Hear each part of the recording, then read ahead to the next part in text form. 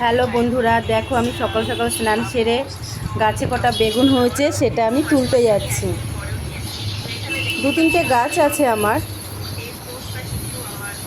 আমার বাড়িতে না, বাড়ির কাজ চলছে, তাই বাড়ির বালি সিমেন্টে বাঁশ খুঁটিতে ভরা।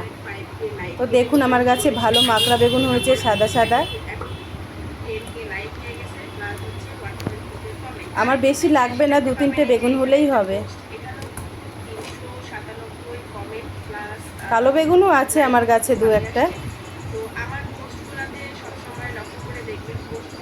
তো এগুলো নিয়ে আমি এখন ঘরে চলে যাব। দেখুন ওটা হচ্ছে আমার জান, ওর নাম ক্যারেজ। ও খুব ভালো।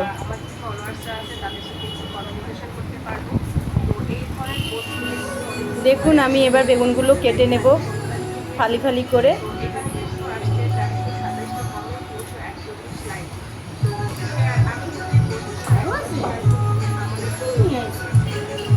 সাথে একটা আলুও দেব, যেহেতু আজ আমি ডিম বেগুনের ঝোল করব। কাল রবিবার ছিল, মাছ মাংস খাওয়া হয়েছে, তো আজ আর ইচ্ছা নেই মাছ মাংস নেওয়ার, তাই একদম পাতলা ডিম বেগুনের ঝোল করব আমি। আপনারা দেখতে থাকুন।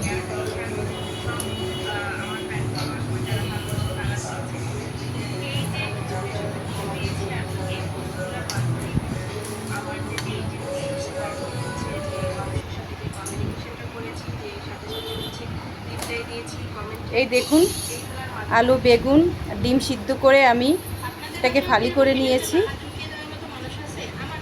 এখন আমি কড়াইতে তেল দেব। আসলে নুন আর হলুদ দিয়ে আমি ডিমটাকে মাখবো না, ডিমটা ভেঙে যাওয়ার ভয় থাকে, তাই তেলের মধ্যে নুন হলুদ দিয়ে দিলাম আর ডিমও দিয়ে দেব। এইভাবে আমি ডিমটা ভেজে নেব।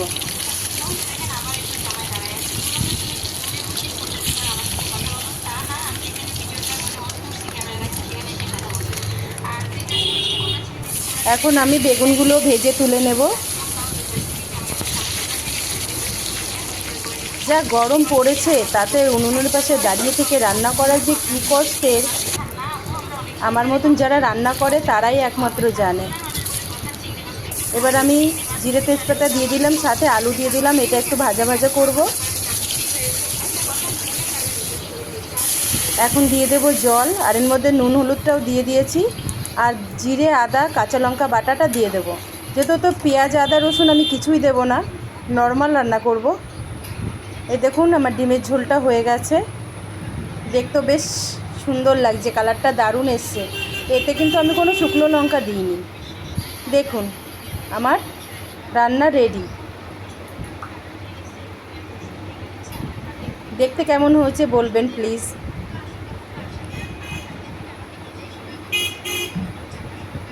বেলা বাজে 3টে, আমি এই খাওয়া শুরু করে দিয়েছি।